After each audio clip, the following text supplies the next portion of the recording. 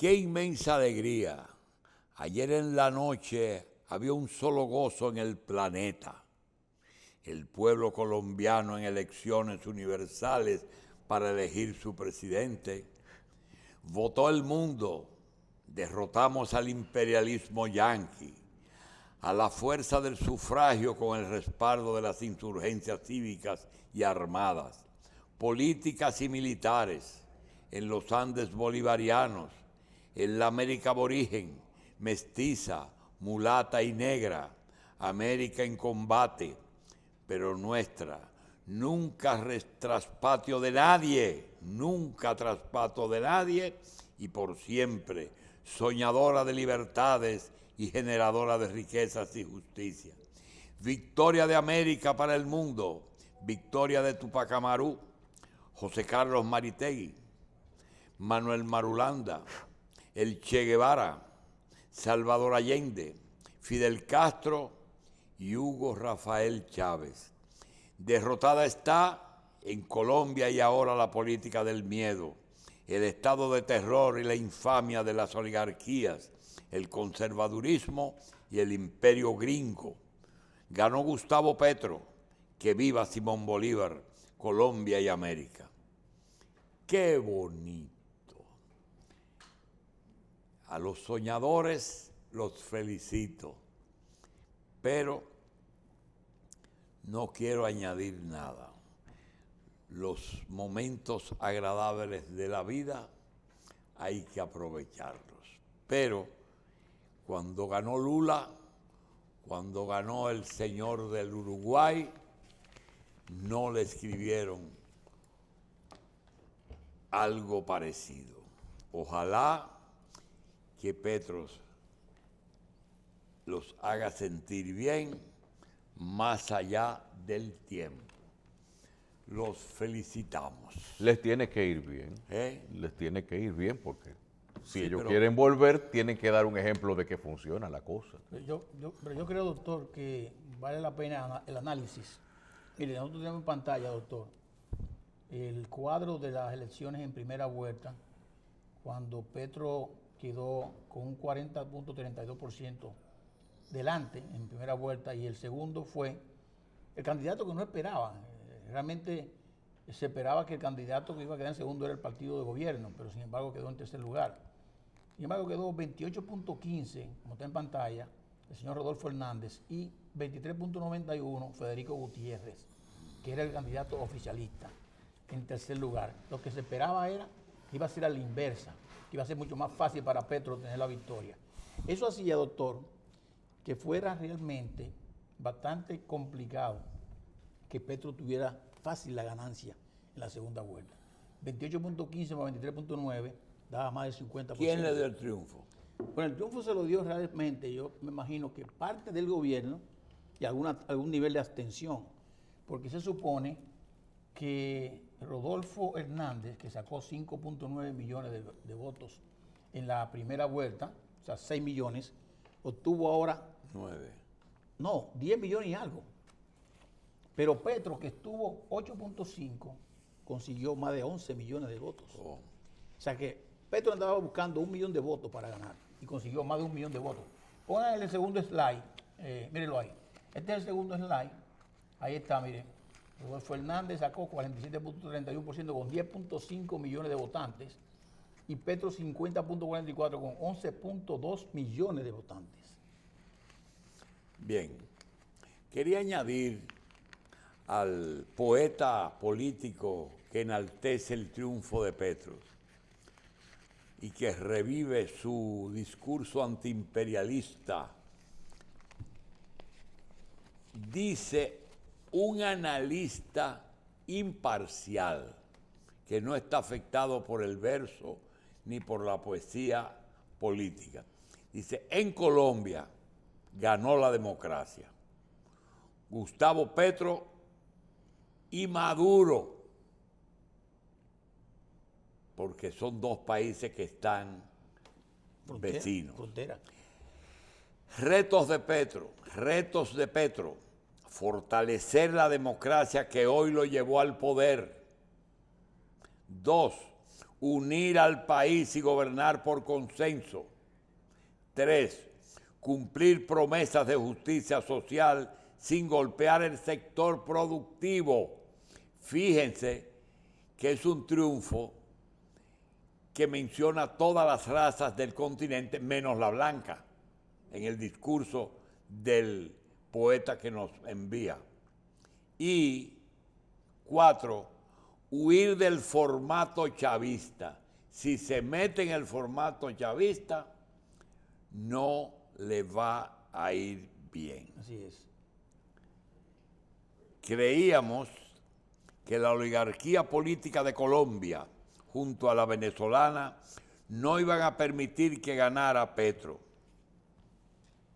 que sería el entierro político de muchos en Colombia, y para los Venezuela una caja de resonancia muy fuerte, y el pueblo tomaría el ejemplo y votaría por una tercera vía. No fue así.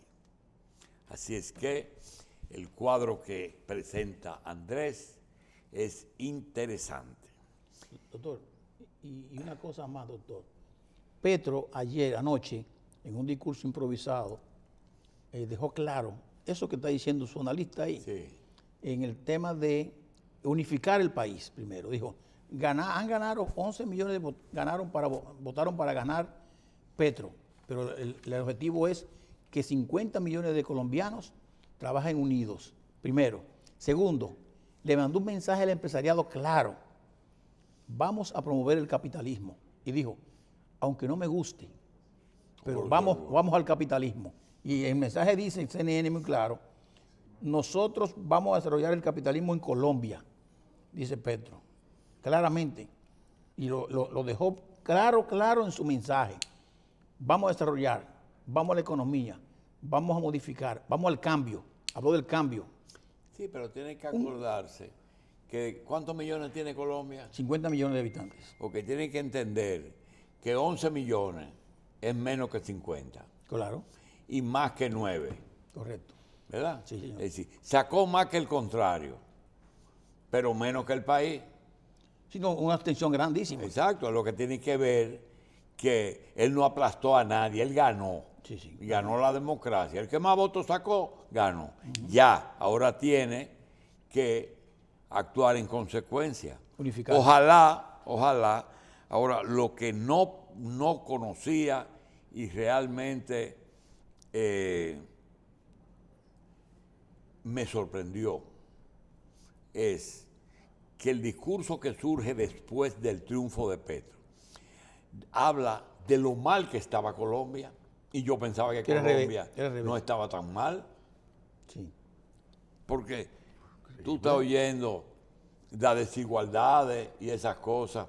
Ayer justamente había una rueda de prensa de un grupo de neoyorquinos que me sorprendió. ¿Sabe lo que promovían? ¿El qué? Nueva York de los pobres. El Nueva York de los pobres. Es decir, que todos los días uno oye cosas. Sí. Dice Cosas que que uno Nueva creía York que no tiene dos existían. pueblos, el de los pobres y el de los ricos. Bien, aquí para mí comenzó la campaña ayer. Abiertamente, no sé qué pronunciamiento va a hacer la Junta, pero los tres partidos llevaron a cabo actividades que dejan claramente establecido que arrancó una campaña política. Una campaña política en la que tiene ya claro dos candidatos, Leonel Fernández por la Fuerza del Pueblo y el presidente de la República por el Partido Revolucionario Moderno. Parece ser que el presidente, su estrategia es fortalecer el PRM. ¿Por qué? Porque algunas fuerzas que los apoyaron hoy lo adversan. No hay duda. Es decir, irse a unas elecciones sin la división del PLD no le va a ser fácil.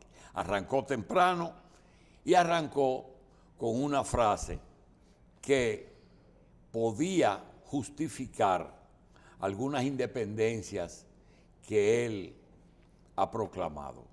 Por ejemplo, ¿cómo puede decirle el presidente Abinader al pueblo, no miren para atrás.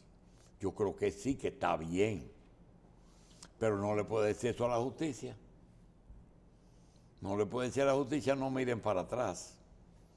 ¿Cómo le puede decir el presidente, no miren para atrás, y después juzgar la labor del Partido de la Liberación Dominicana completa, incluyendo la de Leonel?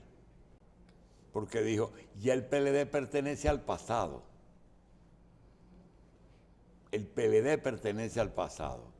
No sé la fuerza del pueblo.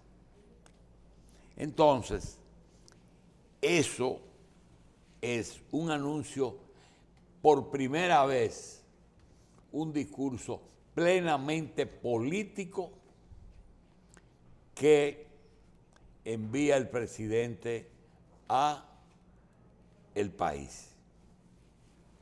Ya nos quedan, vamos a ver, medio gobierno. Ya estamos en junio, el mes que viene. 6 meses. Junio, agosto. El mes que viene. El mes que viene es julio. Nos quedan 2 meses para agosto. Correcto. Es decir, en 2 meses estamos en la mitad del gobierno. Vamos a ver ya cuáles son los instrumentos con los que se pueden aminorar los efectos de una crisis. Es indudable, y creo que Leonel Fernández trata por la fuerza de justificar en un artículo de hoy la economía dominicana, que es una economía rara porque nosotros deberíamos estar peor. Y él se da cuenta que no. Dice que es un comportamiento extraño la economía dominicana. Lo que pasa es que la economía dominicana siempre ha tenido un componente de una economía subterránea. Hay una serie de elementos que, por cierto, en Estados Unidos, Félix y yo vivimos una experiencia. En una cena fuimos a comer con Soriano a Alto Manhattan y le preguntamos al que nos sirvió, ¿cómo está la cosa? Dice, depende. Digo, ¿depende de qué? Dice, de la DEA. De la DEA en Alto Manhattan. Sí, cuando flojan un poquito, la economía mejora. Cuando aprietan un poquito, la economía se recoge.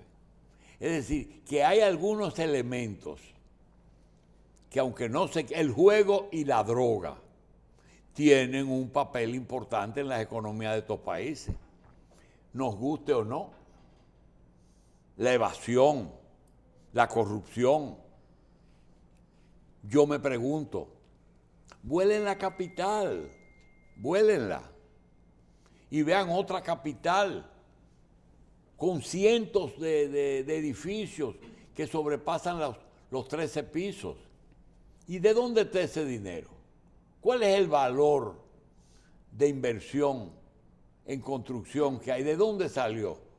Y no veo un letrero que dice, esta construcción es gracias al financiamiento del banco tal. No es así. Pero el que eligió la profesión de político, ese es su trabajo.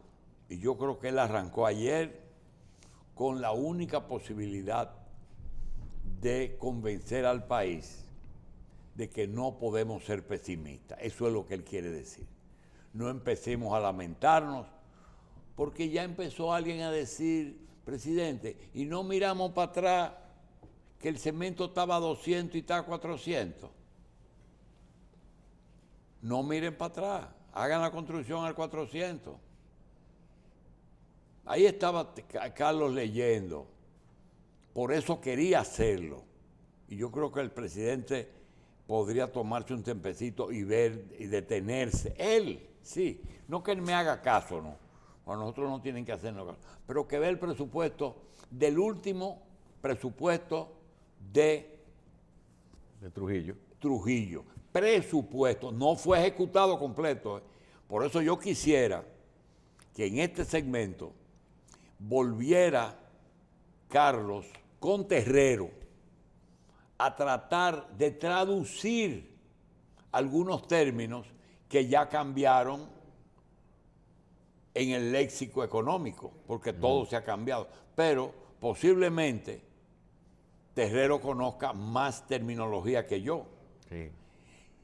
150 millones de pesos el presupuesto del 61. Presupuesto del 2022, 1.500 millones de pesos, 10 veces más.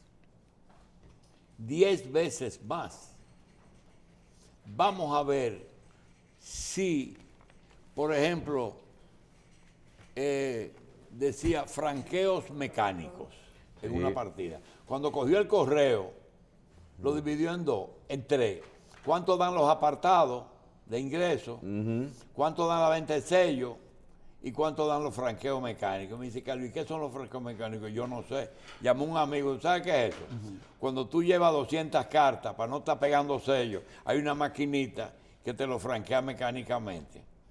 ¿Verdad? Eso, por ejemplo, los bancos, es el sello que usan. Sí, sí. O usaban. El franqueo, Sí, sí. el franqueo mecánico. Sí, pero hay muchas cosas interesantes.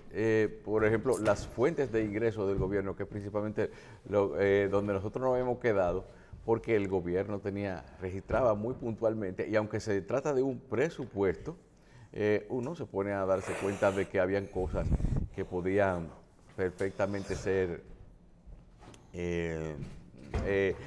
fuentes de ingresos gubernamentales que ya parecen no existir. Por ejemplo, los impuestos de la lotería, que antes eran lo que más representaban, ahora es lo que menos representan. Pero vamos a ver en la parte de, por ejemplo, oiga esto, franqueo a máquina, apartado de correos, porque el correo era una fuente de ingresos.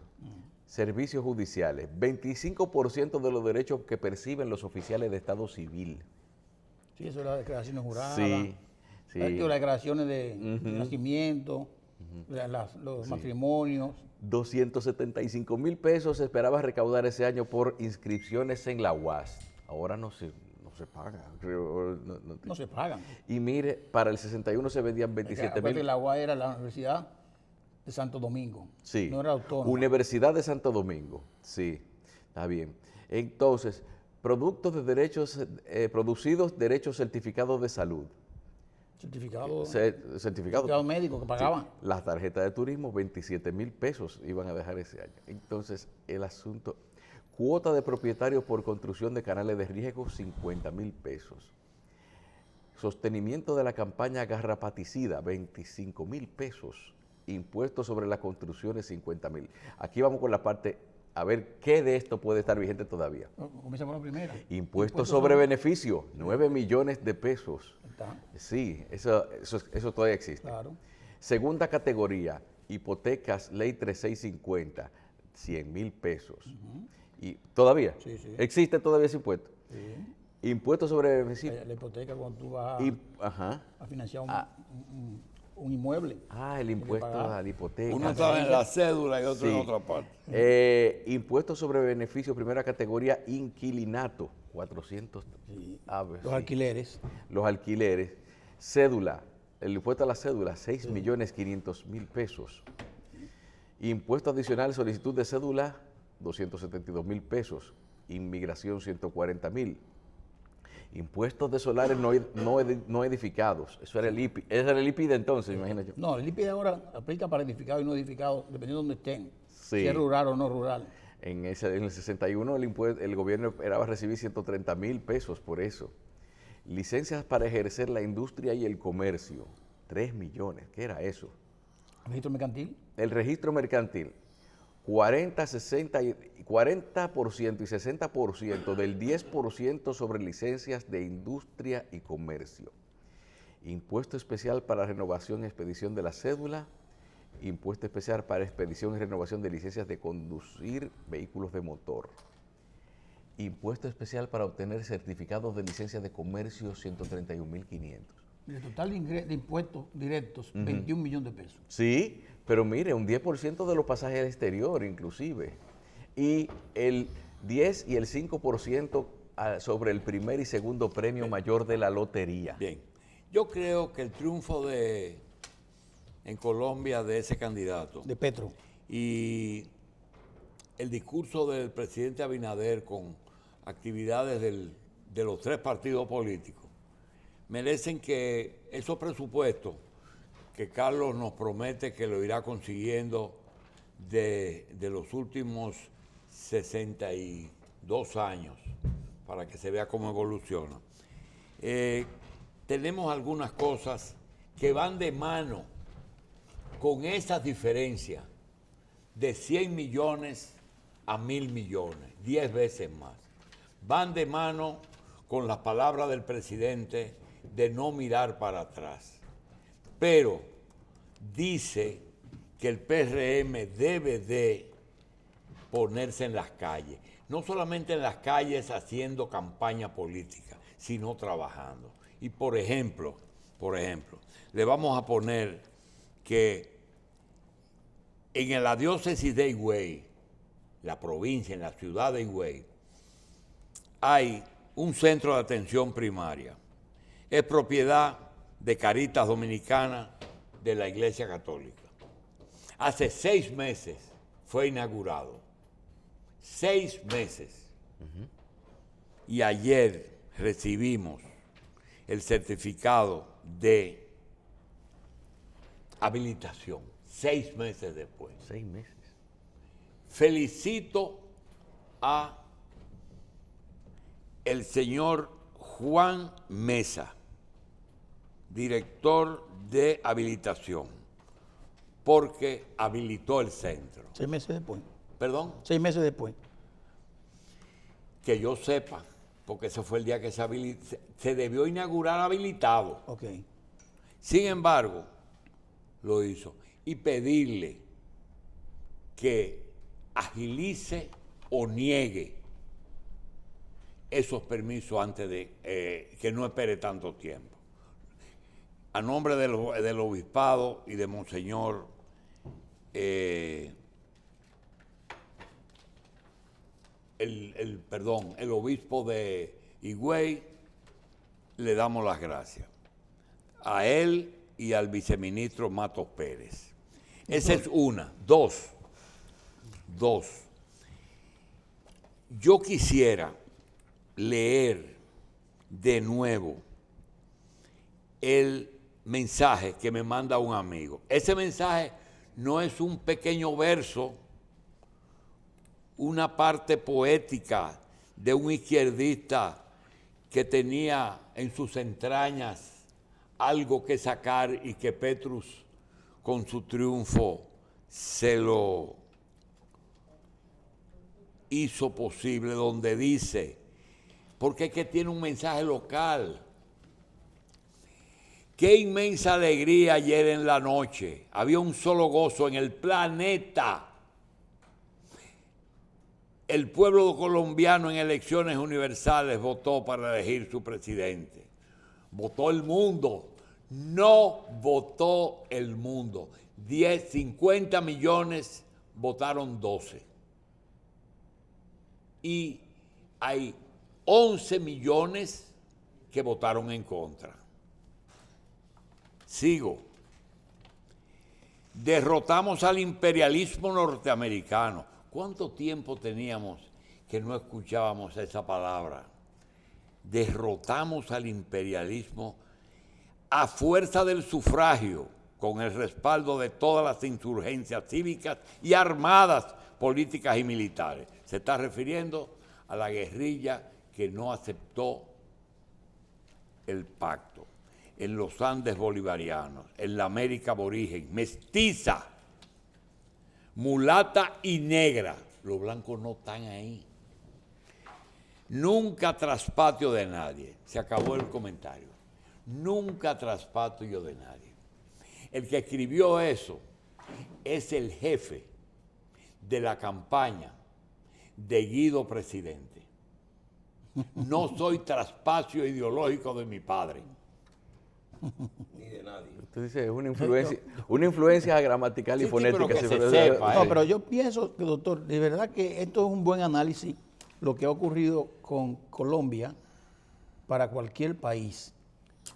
Y si lo vamos a poner con el discurso del presidente, una palabra, un eslogan contagioso de no mire para atrás, no para atrás, no mire para Sí, atrás. está bien. Es Está para muy adelante bien. que vamos. Sí. Entra en todo coño. No mire para atrás. Pero déjame decirle, Son doctor, frases célebres. doctor, usted dijo, doctor, haciendo una similitud, no mire para atrás a la justicia. Y yo pienso que no es a la justicia que hay que mirar para atrás, es al Ministerio Público. Al Ministerio Público que es independiente, que ha sido... Ese tiene que mirar para atrás. Exacto, porque ese ha sido el culpable de que los casos que estaban sometidos por corrupción no llegaran a su término. Pues la justicia no es la culpable. Es las evidencias, las pruebas, las muestras, lo que hace el Mire, Ministerio Público. ¿Ok? Doctor, O sea, hay muchas cosas que uno puede mirar para atrás. Perdón. Pero nadie más que tú, en más de una ocasión, ustedes dos, han dicho que probar es difícil. Claro. Pero está bien. Pero hay delitos precedentes que no son tan difíciles de probar. Y hay evidencias que son o que pueden estar disponibles a mano que uno pueda documentarla para que el juez, sin convicción, sino con pruebas, pueda determinar la culpabilidad de un acusado. Yo pienso que han ocurrido muchas cosas en el domingo, tanto en República Dominicana como en Colombia. Y vamos a mirar hacia adelante y vamos a mirar hacia atrás. Colombia es un buen ejemplo. ¿Qué tú ibas a decir, Carlos? ¿y usted no cree que Danilo se arrepiente de haber dicho de no tiren piedra para atrás? Porque debió haber tirado 2 o 3 piedras. No, yo no. La posición de Danilo es una posición muy sui generis. Hay que dejar a toda esa gente que evolucione. Y no es verdad que todo se puede decir. Hay que tener cuidado. Pero decía Félix de Sena que ayer se le erigió una estatua a un lanzador en Grandes Ligas. El motivo por el que se quejó Sandy Koufax de que esperaron tantos años era que no se acababa de morir para hacerle la estatua. Decidieron hacérsela en vida. Pero hay elementos que el que escribió la frase de aborígenes, negros, mulatos e indígenas no lo sabe. Y es que el imperialismo yanqui no necesariamente es negro, es blanco. No necesariamente es blanco. Y esas son de las lecciones que a la persona que escribió el párrafo lo deben de tener presente. Entonces Lula fracasó. El del sombrero no se sabe para dónde va, el de Perú. Entonces yo quiero decir, Sandy Koufax fue porque era judío que les retardaron la estatua. Eso pasa allá y los judíos económicamente son los que dominan, ¿eh? Sí. Entonces, todas esas expresiones tenemos nosotros que tenerlas y no tratar de que por debajo de la puerta te metí un ladrillo. La situación puede que te guste o no, pero está clara. Igual que si comienzan a joder otra vez, a hacer un bloque de que Cuba, Venezuela, Nicaragua, Colombia, Perú, Chile. que se preparen. ¿Y Chile también? ¿Eh? Chile también, agregar. Sí, que se preparen. Ellos van a coger para China. No, eso no va. Pero tienen que tener cuidado con China y con Rusia, No va. porque esa gente no son comunistas. Como me decía ayer el comandante Delio Gómez. Comandante, ideológicamente, dice, no, yo soy miembro formal del Partido Comunista de Cuba. Todavía. Sí, él es miembro, ¿verdad? Pero no es fanático, ¿verdad? Él es miembro de ese partido. Entonces, miembro inactivo. ¿eh? Miembro inactivo. Y clarito que está, con 90 y pico. Porque si en el 59 él tenía 31 años, ¿cuánto tiene hoy? Creo que 92, ¿verdad? Sí. Así es que yo sí le agradezco al comandante que haya venido y no haya hablado de tantas cosas que no se habían hablado. Por ejemplo, cuando él habla con Trujillo y le dice, ¿qué usted vino a hacer aquí? Dice, yo vine aquí a imponer la democracia a nuestros pueblos, a nuestros aliados dominicanos. Dice, usted lo que está bueno es para caparlo y mandárselo a Fidel Castro. Porque Trujillo no tenía respuesta para él. Señores, ahora Petrus es que tiene que decir qué es lo que va a hacer. Ya lo dijo anoche. Supongo que la guerrilla que queda se va a unir al gobierno, ¿verdad? No, la paz. No, porque ellos se atreven a seguir divididos. No, la paz. Ahora es la paz. La paz. Sí. Ahora, mira, doctor, mensaje subliminal. Cuando un presidente gana, usted comienza a mirar quiénes mandatarios han mandado felicitaciones, ¿verdad? ¿Han mandado? Felicitaciones al nuevo gobierno. Sí. El gobierno de Estados Unidos ¿Felicitó? no ha felicitado el presidente. El secretario de Estado sí lo hizo. Pero el presidente de los Estados Unidos, Joe Biden, no ha hecho ninguna felicitación. No te apures, que aquí pasó lo mismo con Pompeo. Así es. Quien llamó fue Pompeo, no llamó Donald Trump ni Biden. Pompeo llamó antes. Sí, el secretario de Estado es el que corta la moma. Bien. Además, Biden se cayó en una bicicleta. O sea Sí, que... se cayó de una bicicleta, pero esto es una cosa que él vive cayéndose.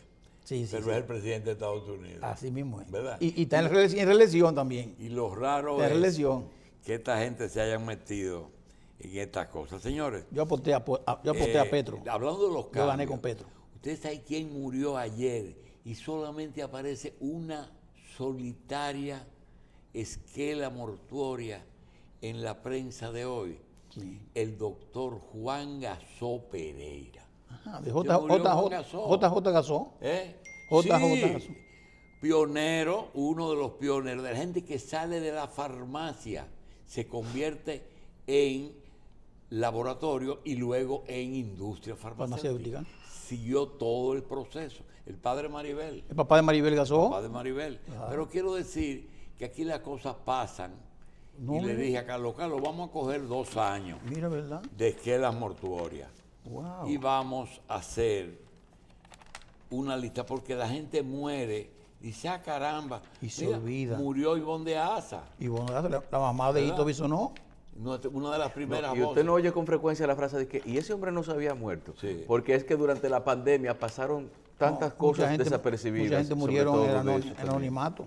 Más personas murieron que la capacidad que uno tuvo para asimilar que eso sucedió. Se cierran las clases mañana martes, oficialmente, ¿verdad? Sí. No sé, porque para mí yo lo que quisiera que se cierre el segundo año que se perdió en la educación dominicana. Lo pueden disfrazar como se quiera. La pandemia se tragó la educación. Juan José Gasó Pereira. Sí, una esquela en el Listín Diario. Yo había leído 2 periódicos de hoy, no había visto ninguna esquela. murió también uno de los Hernández Gobaira. ¿Tú oyes? ¿Ah, sí? Sí, hermano de Tito, creo que Miguel Ángel. Ah, sí. Miguel Ángel Gabriel Hernández Gobaira. Personas que en sus comunidades jugaron un papel importante.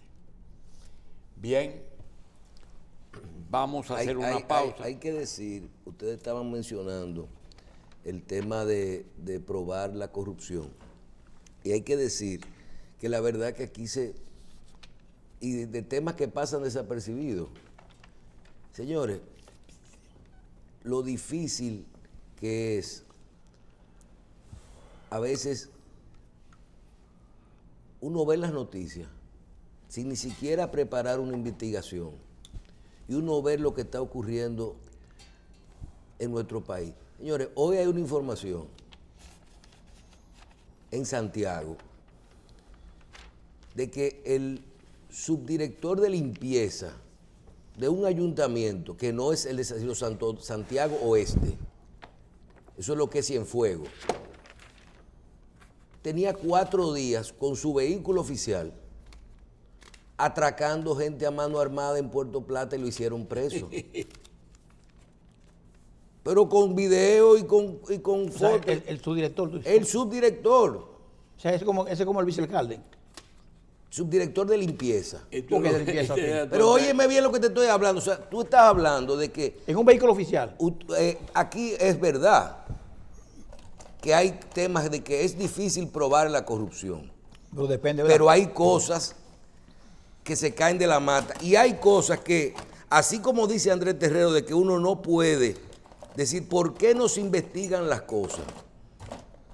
Señores, oigan esto. Acabo de decir lo de Santiago, ¿verdad? Sí. O sea, un empleado de una alcaldía con un rango de subdirector de limpieza acaba de ser apresado por tener 4 días atracando a mano armada en el vehículo oficial, rotulado. Ahí está preso y lo cancelaron. Pregunta.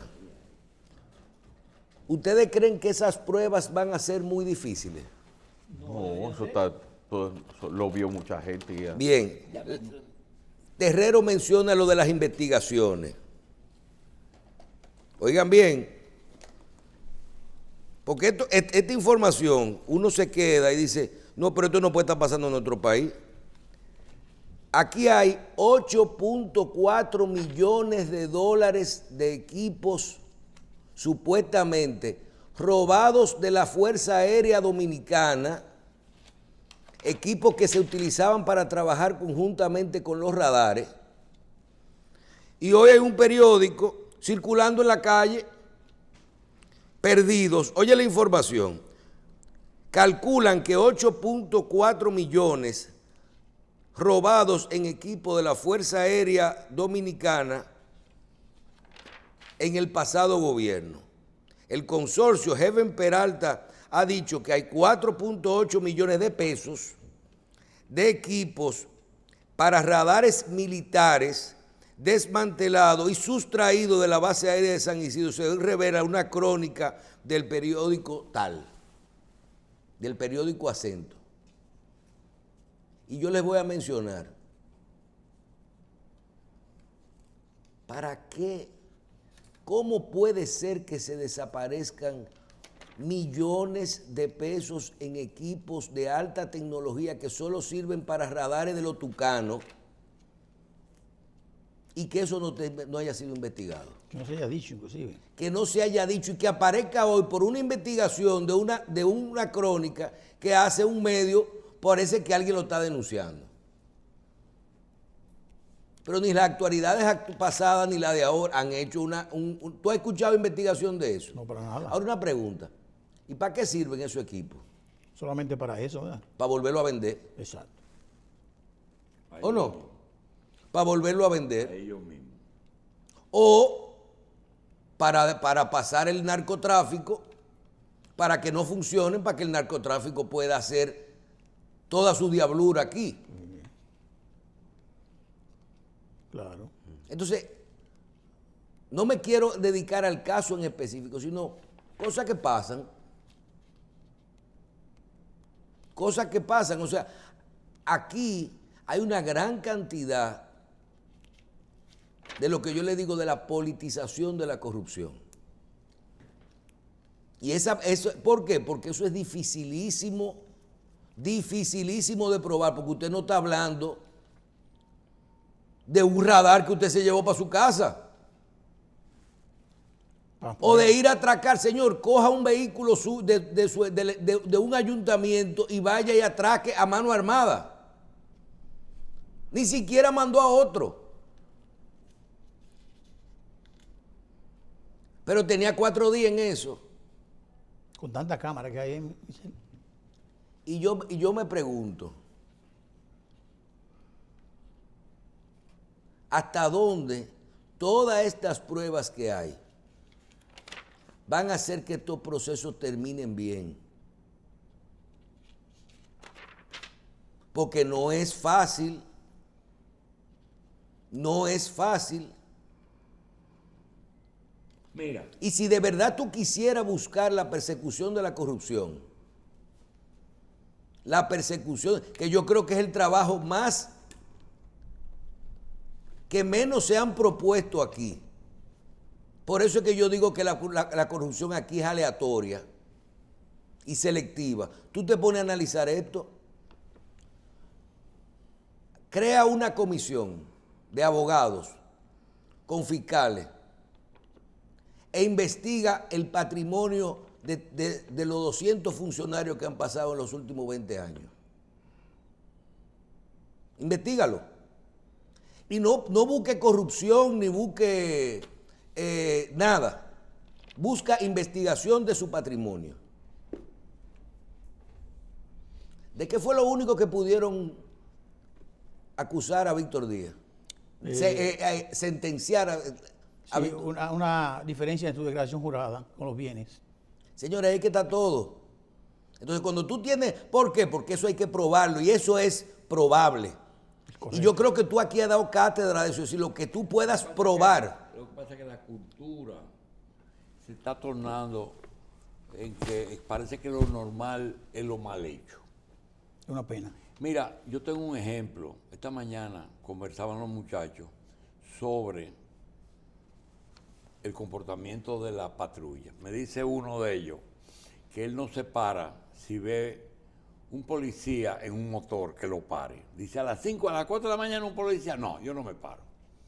2 policías, no me paro. Ahora, si es un retén, decía él, en que hay un grupo de Policías y militares. policías y militares, yo me paro sin problema. Pero añadió algo. Dice, cuando hacen una patrulla policial, es para que se sepa en qué condiciones está la mentalidad de la complicidad, de la cultura dentro de la corrupción. Dice, si 2 policías en un motor, tú ves que se queda uno, el otro entra a negociar con el conductor, ya tú sabes lo que están. Pero si tú le pones un guardia a una patrulla, los policías ponen cara fea. No quieren un guardia dentro de una patrulla, porque no está dentro de la organización ni dentro de la manera de pensar. A lo mejor el guardia no es serio, pero no tiene la combinación de la complicidad, la complicidad. Oye, el que está más desacreditado es el policía. Sí, por eso estoy hablando, porque ellos tienen ya una mecánica Claro. de trabajar. Claro. Y esa mecánica se mueve en todos sentidos. Entonces, cuando se llega a esos puntos, yo creo que lo que estaba diciendo, que es muy difícil, porque tú tienes que cambiar. ¿Qué tú vas? Cuando dicen la policía, los médicos, los abogados, son parte de este país. Son parte de este país. Nosotros tenemos ejemplos de organismos. ¿Qué organismo colegiado en República Dominicana no ha tenido conflictos internos? Todos los organismos colegiados más altos, porque no fue Terrero con la Cámara de Cuentas, fue Subero con Papi Luciano.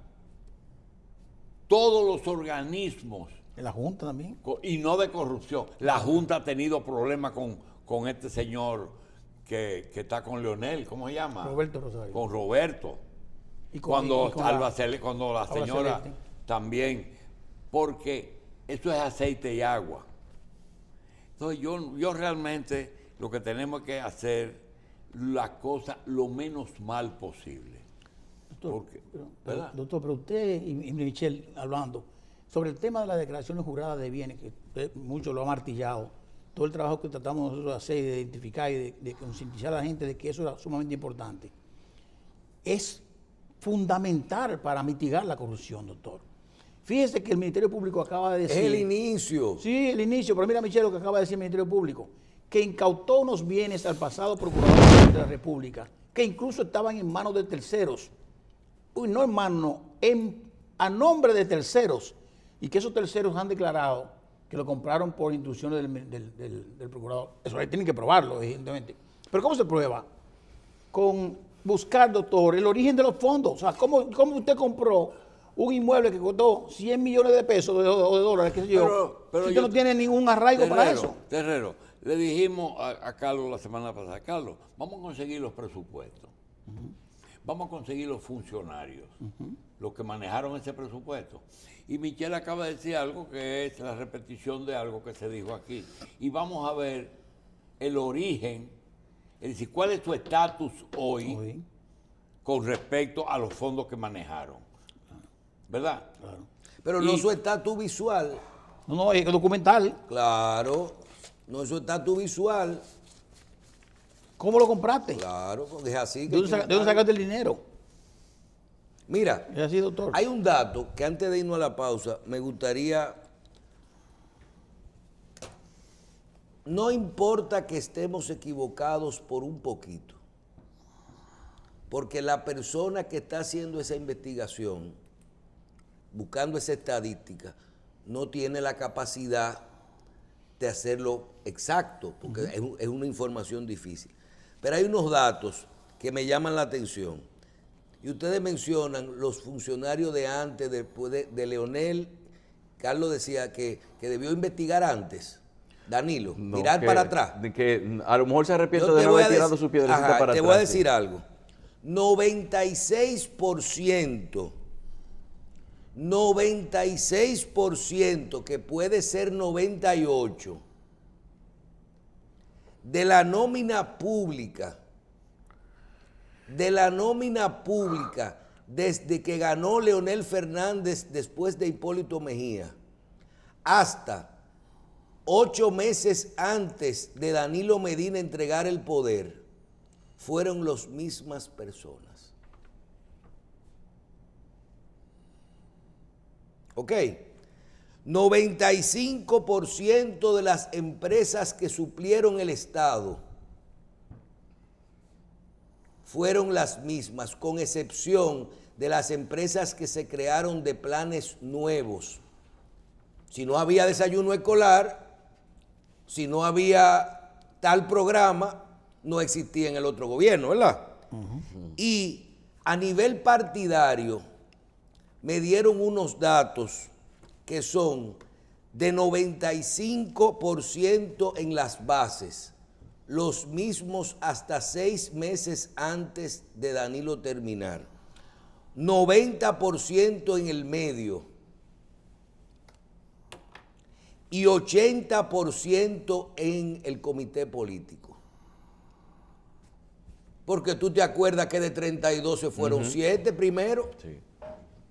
Es para que vean que el Partido de la Liberación Dominicana y la Fuerza del Pueblo es textualmente lo mismo que el Partido Revolucionario Dominicano y el Partido Revolucionario Moderno. Todo el que estaba en esa... Dos. Porque lo sea, parió hay- a la misma barriga, fue Juan Bosch. Bien, entonces, pues sí, pero estoy hablando hasta el momento en el que se gobierna. Entonces, el rol de ahora es el que no ha pasado,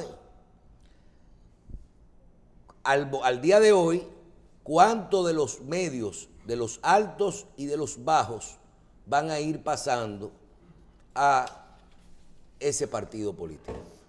Bien. Cuando el PRM perdió las primeras elecciones, que Luis Abinader era el candidato, La candidata a la... Sí. ¿verdad? Fue como PRD. ¿Cuánta gente era la misma? Quería decir un pequeño comentario, porque va a ser motivo de desarrollo de eso con algunos de los dirigentes de izquierda de aquí.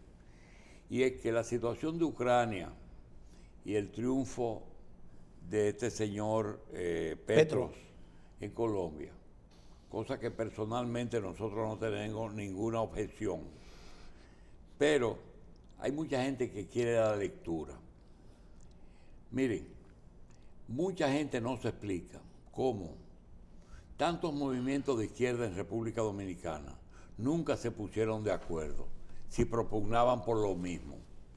Por lo que dice el documento, el bienestar de todos aquellos excluidos y que el socialismo era la solución. Sin embargo, nosotros veíamos que en el mundo socialista existían líderes históricos comunes: Marx, Lenin, Stalin, Mao, pero en la práctica ocurría algo, que la izquierda dominicana muchas veces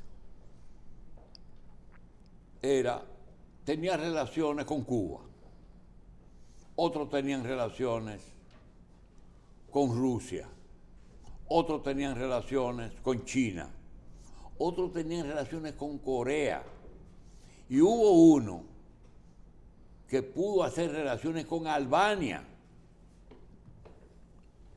Y uno decía, pero ¿y cómo se refleja eso aquí? En que sus problemas de allá ellos los traían aquí. Ahora, cuando uno ve que Rusia aplasta uno de sus ex aliados, entonces aparecen algunos que temen apoyar a Rusia porque tendrían que rechazar la OTAN. Entonces se quedan callados. China le dice a Rusia, te apoyamos, pero no demasiado. Estados Unidos apoya a la OTAN, pero no manda soldados, manda dinero y manda asesoría. Entonces, esa situación de Colombia, queremos decir que se pone de manifiesto que unos sectores dominicanos aquí tuvieron muy buenas relaciones con Libia, muy buenas relaciones con aquellos de Inglaterra, donde en Irlanda estaban Los divididos, laboristas. Sí. pero excelentes relaciones con la FARC. Aquí hay personas que viajaron a Colombia a defender, no llegaron a combatir, pero yo creo que aquí hay gente que fue a Nicaragua a ayudar a las fuerzas que lucharon contra Somoza. A los sandinistas. ¿Eh? Los sandinistas. Sí, pero de aquí, dominicanos del PCD. Sí, yo sé. Entonces, todo eso está produciendo su fruto. No estoy diciendo que mal ni bien, estoy diciendo el por qué. Porque nosotros no nos abocamos a meternos en divisiones que uno no entiende el por qué. Si ustedes piensan igual y se están buscando el país como lo principal, ¿por qué todos se unieron en la revolución? Porque no tenían otra alternativa. No tenían otra opción. La otra opción era unirse a las tropas americanas. Era un enemigo y no común. lo podían hacer. Pero mire, doctor, yo creo que lo que deberían estar celebrando, o por lo menos analizando, es que después de tanto tiempo tirando tiros en una selva, fue por los votos que lograron el poder. Pero en la revolución tenían sus comandos separados. ¿Por qué no tenían un comando unificado? Si era contra el imperialismo yanqui. Entonces yo le digo, con todo el afecto, con todo el cariño a mis compañeros de generación, que no me vengan con pendejadas. A mí no me vengan con pendejadas. Y que si quieren lanzar un nuevo Petrus aquí, no los tienen. Eso de que traspatio eso es pura literatura. Pausamos.